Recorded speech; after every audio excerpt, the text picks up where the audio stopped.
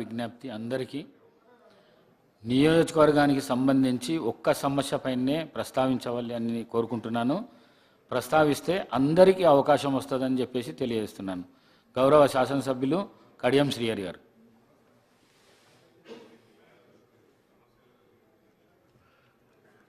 ధన్యవాదాలు అధ్యక్ష.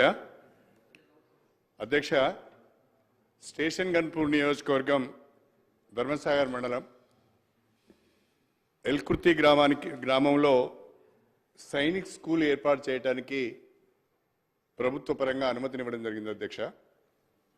2016లో నేను అప్పుడు డిప్యూటీ సీఎంగా ఉన్నప్పుడు మనోహర్ పారికర్ అని డిఫెన్స్ మినిస్టర్ గారు ఉండేది అధ్యక్ష, చనిపోయారు పాపం ఆయన. వారి దగ్గరికి స్వయంగా వెళ్ళి తెలంగాణకు సైనిక్ స్కూల్ కావాలని అడిగి తీసుకొని రావడం జరిగింది. నా కాన్ఫరెన్స్లో పెట్టాలని అప్పుడు పెట్టాము అధ్యక్ష. 2017లో అగ్రిమెంట్ కూడా జరిగింది డిఫెన్స్ మినిస్ట్రీతో. అయితే 49 ఎకరాల 32 గుంటలకు ల్యాండ్ అలినేషన్ కూడా ప్రపోజల్స్ పంపించాం. అవి CCLA దగ్గర ఉన్నాయి అధ్యక్ష. నేను ఈ మధ్య ఒక వార్త చూశాను అధ్యక్ష. స్టేషన్ గన్పూర్కు మంజూరైన సైనిక్ స్కూల్ను తరలించి సికింద్రాబాద్ కంటోన్మెంట్లో ఏర్పాటు చేయాలనే ఒక ఆలోచన ప్రభుత్వం చేస్తున్నట్టుగా తెలిసింది. నేను ప్రభుత్వానికి చేసే సూచన ఏంటి అంటే, కేంద్ర ప్రభుత్వం మొన్నీ మధ్యనే దేశవ్యాప్తంగా కొత్తగా 100 సైన్స్ స్కూల్స్ను ఏర్పాటు చేయాలని నిర్ణయం తీసుకున్నది. మనం గట్టిగా అడిగితే, కొట్లాడితే మనకు కనీసం 3 నుంచి 4 సైన్స్ స్కూల్స్ కొత్తగా వచ్చే అవకాశం ఉన్నది. కాబట్టి స్టేషన్ గన్పూర్ నియోజకవర్గానికి మంజూరైన సైనిక్ స్కూలును యాజ్ ఇట్ ఈజ్గా అక్కడే నిర్మాణం చేయాలని, కొత్తగా కేంద్ర ప్రభుత్వం పైన ఒత్తిడి తీసుకువచ్చి మన రాష్ట్రానికి అదనంగా సైన్స్ స్కూల్స్ తెచ్చుకోవాలని చెప్పి నేను రాష్ట్ర ప్రభుత్వానికి సూచన చేస్తున్నా. ఎట్టి పరిస్థితిలో కూడా స్టేషన్ గన్పూర్ నియోజకవర్గం ఎల్కుర్తి గ్రామంలో ఏర్పాటు చేయదలుచుకున్న సైన్స్ స్కూల్ను మాత్రము మార్చవద్దని, తరలించవద్దని, నిర్మాణాలను వెంటనే చేపట్టాలని చెప్పి నేను ఈ సందర్భంగా కోరుతున్నా.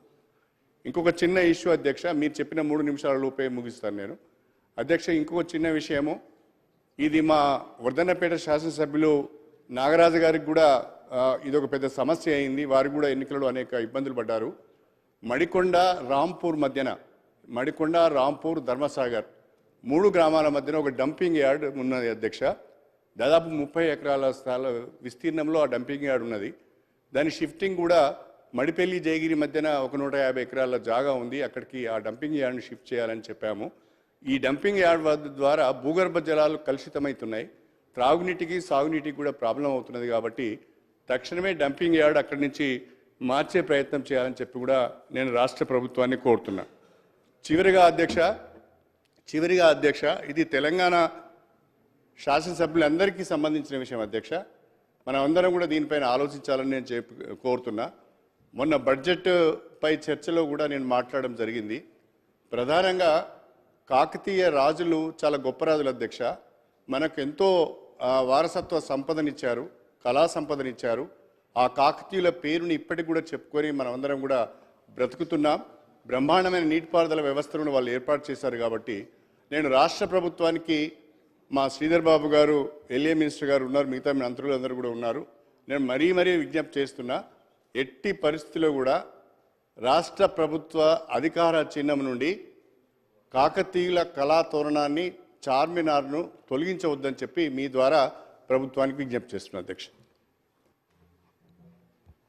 గౌరవ సభ్యులు పెద్దలు కడియం శ్రీహరి గారు చెప్పినట్టు సైనిక్ స్కూల్ విషయంలో 2017లో శాంక్షన్ అయినట్టు వారు తెలిపారు అధ్యక్ష. దాన్ని షిఫ్ట్ చేస్తున్నారని చెప్పి వారు చెప్పారు. కొత్త సైన్స్ స్కూల్ వచ్చినప్పుడు కొత్త ఏరియాలో శాంక్షన్ చేపిస్తాం. నాకు గౌరవ సభ్యులు, ఎందుకంటే 2017లో శాంక్షన్ అయినప్పుడు మొన్నటి వరకు 9 మంది పార్లమెంట్ సభ్యులు, లోక్సభ సభ్యులు, 6 రాజ్యసభ సభ్యులు ఉండే. అప్పుడు మీరు ఫాలోఅప్ చేసి ఎంతో ఫ్రెండ్షిప్ ఉండే మీకు బీజేపీ గవర్నమెంట్తోని, అప్పుడు పూర్తి చేసుకుంటే మంచిగా ఉంటుండే. అయినా సరే దీన్ని కూడా కేంద్ర ప్రభుత్వం దృష్టికి తీసుకొస్తాం. దాంతోపాటు వారు చెప్పిన కాకతీయ కళాతోరణం కానీ, చార్మినార్ కానీ రాష్ట్ర ప్రభుత్వం క్యాబినెట్ ఒక నిపుణుల కమిటీ ద్వారా దాన్ని ఏ విధంగా ఉండాలని ఆలోచిస్తున్నాం. దాని మీద తప్పకుండా చర్యలు తీసుకుంటాం. మొహమ్మద్ ముబిన్ గౌరవ సభ్యులు. बहुत बहुत शुक्रिया स्पीकर साहब, पहली बार ऐवान असम्बली के अंदर मौका मिला है आने का। मैं हमारे पार्टी के सदर जनाब असदुद्दीन ओवैसी साहब मेंबर ऑफ पार्लियामेंट का मैं शुक्रिया अदा करता हूँ। साथ ही साथ जनाब अकबरुद्दीन ओवैसी साहब क़ायद ऐवान मुखन्ना अकबरुद्दीन ओवैसी साहब का भी मैं शुक्रिया अदा करता हूँ। हल्का असम्बली बहादुरपुरे में आरटीसी का इतना बड़ा फ़लकनुमा बस डिपो है, उसके बावजूद भी हमारे हलके के अंदर मिनी बसेस हो या कोई बड़ी बस वहाँ पर नहीं चलाई जाती, जो तीगलकुंटे से लेकर चार मीनार तक और चार मीनार से लेकर सेक्रेटेरिएट तक, और जिस तरीक़े से हसन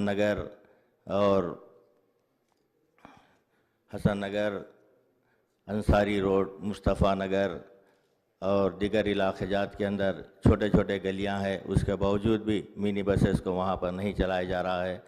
और चार मीनार से लेकर मधुबन और चार मीनार से लेकर वट्टापल्ली तक मैं आपसे गुजारिश करूंगा कि ये जो बसेस है वहां पर चलाया जाए तो बेहतर होगा, क्योंकि हमारे पास एक ITI का बहुत